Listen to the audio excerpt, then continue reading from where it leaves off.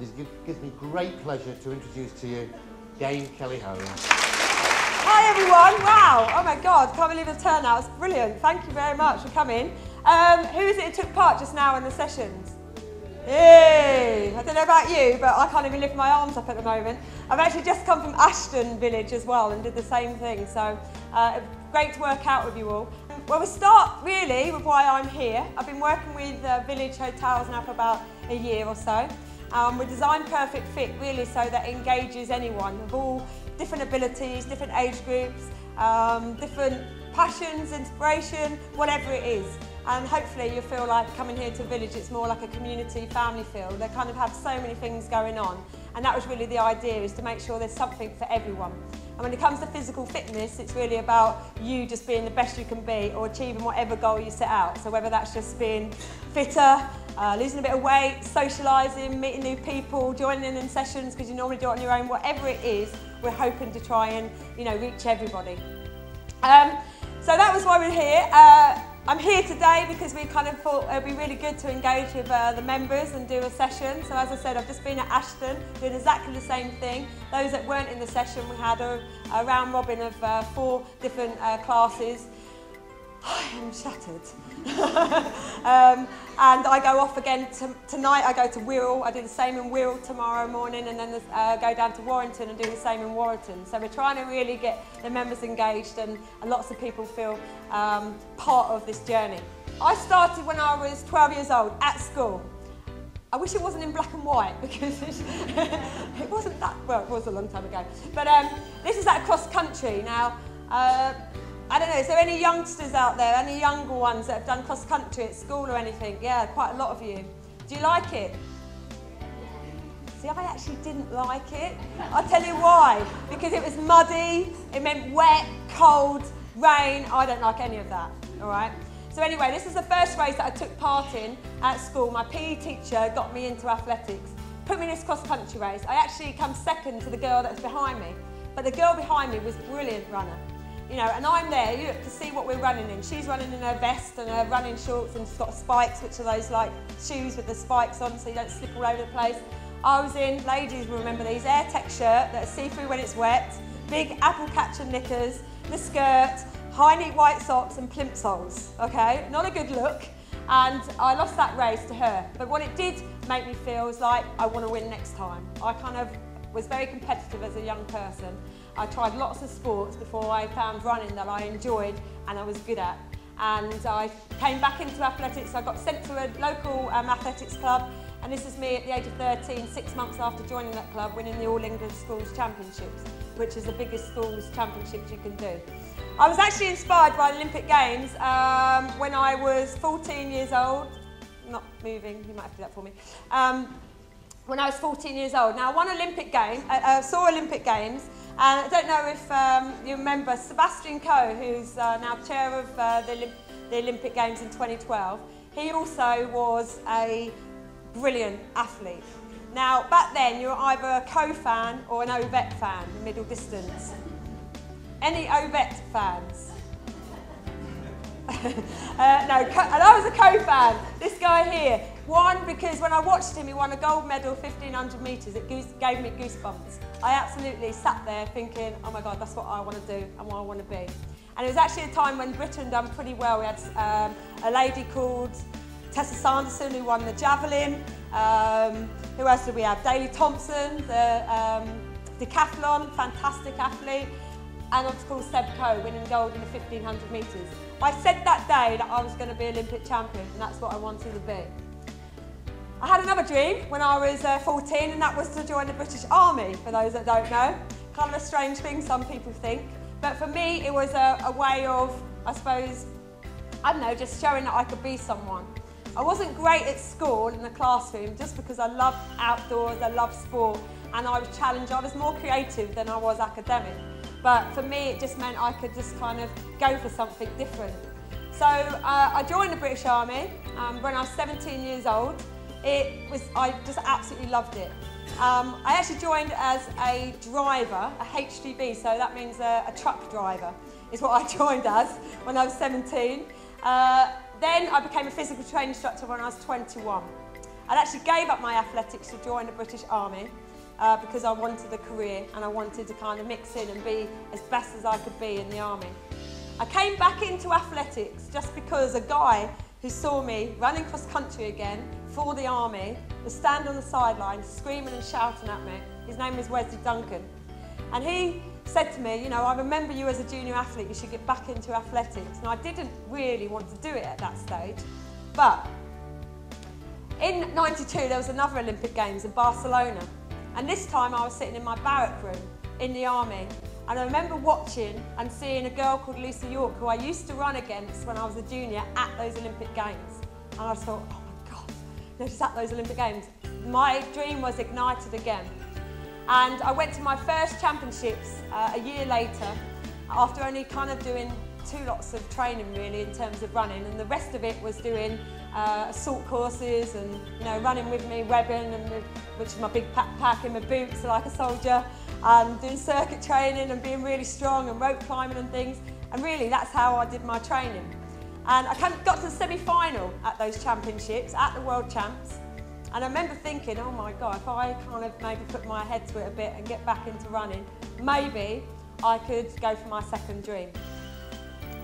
Now, these pictures, what you'll see is a lot of hairstyles. I've changed my hair every year, I think, to how old I am, and that's a lot of hairstyles. What you'll see out of here, though, is different, obviously, expressions. Throughout my career, it was a big roller coaster ride. Now, life is a roller coaster anyway, and there's that song, Ronan Keating sings, I think, you just have to ride it. And that's pretty much how I've gone through my life. Whatever come to me, I've tried to work out a way of getting over it, getting better, getting out of the situation, picking myself up, or enjoying the moment.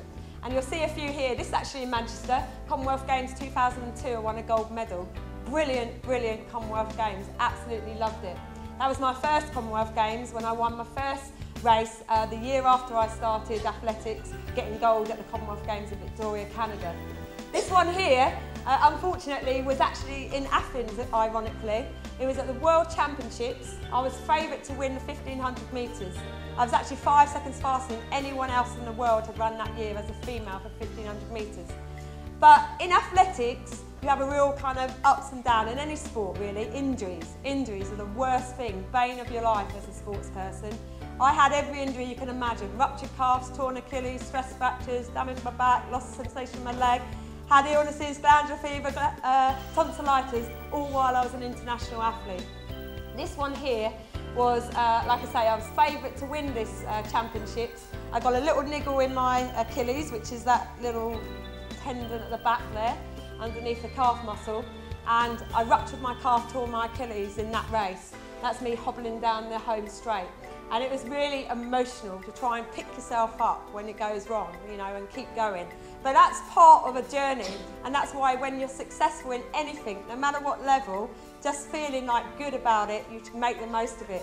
So I am a person that is very driven, confident, and I set my sights high. But for me, absolutely anybody can achieve anything in life as long as you're realistic about what it is you want to do, as long as you work hard and don't give up on it.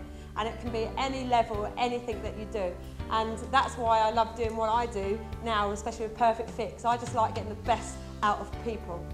So, this is me at all various championships. I've won 10 medals prior to the 2 golds that I've won at Commonwealth Games, European Champs, World Champs, and Sydney, which was that one there, winning a bronze. And you see my reaction there? That was because I won a bronze medal after only 6 weeks of running, because actually I had a big calf tear. And I learned how to keep fit by doing other types of exercise, and that's why I come in the gym a lot now. Because the stepper, those ones where you're kind of like this, yeah, good exercise for the bum ladies. Cross trainer, going in the pool, doing training in the pool, aqua jogging, which is like simulating running in the pool with a buoyancy vest on. I learned how to keep my fitness level up no matter what. I knew how to run. That was the easy part actually. It was keeping motivated and focused.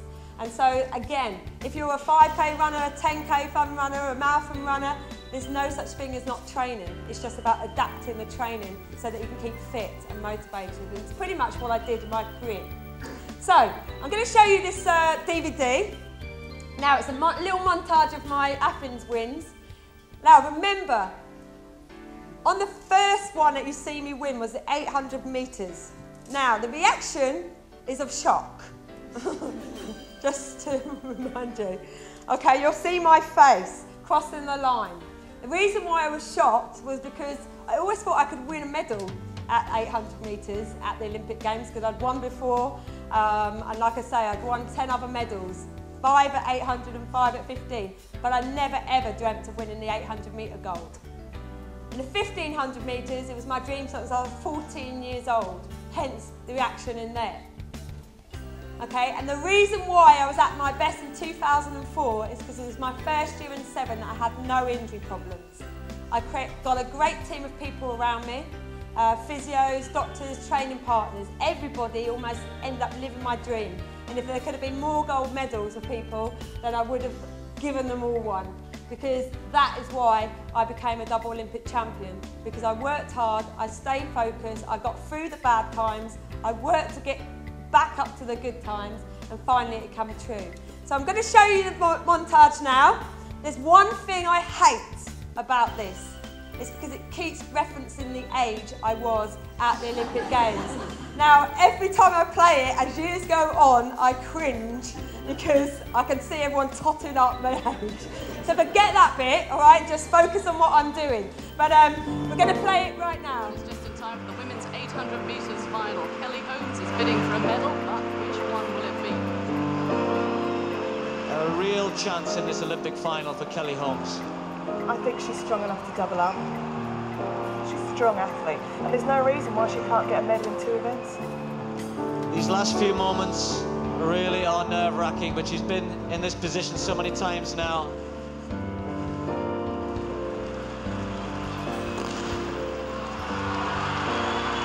You have all those dreams and then something goes wrong, and I just thought everything's going too good and it's going to go away from me again. Kelly Holmes attacking on the outside.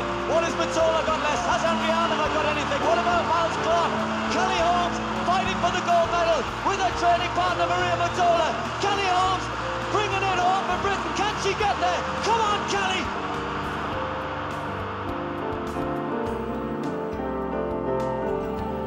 One more yard. Come on, Kelly Holmes. It's gold. Kelly's won the gold for Great Britain. What a performance. You won it, Kelly, you've won it! Yes, you've won! Olympic champion, you've been waiting a lot of years for this. You've finally done it, girl.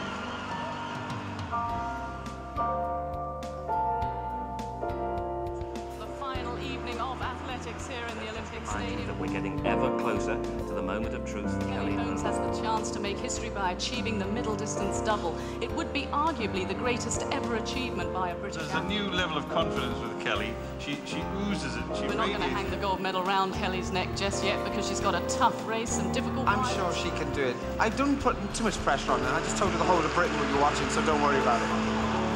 So can Kelly Holmes do it again?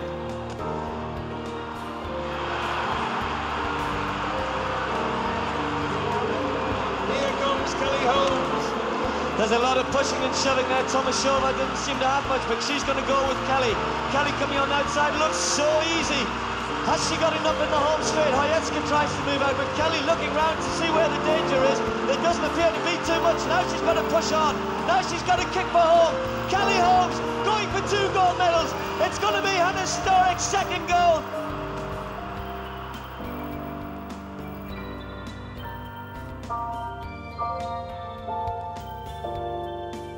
What a performance! That is the greatest performance in the history of British distance running. Kelly Holmes has done now, at the age of 34, what she's been threatening to do for the last 10 or 12 years. She is the double Olympic champion.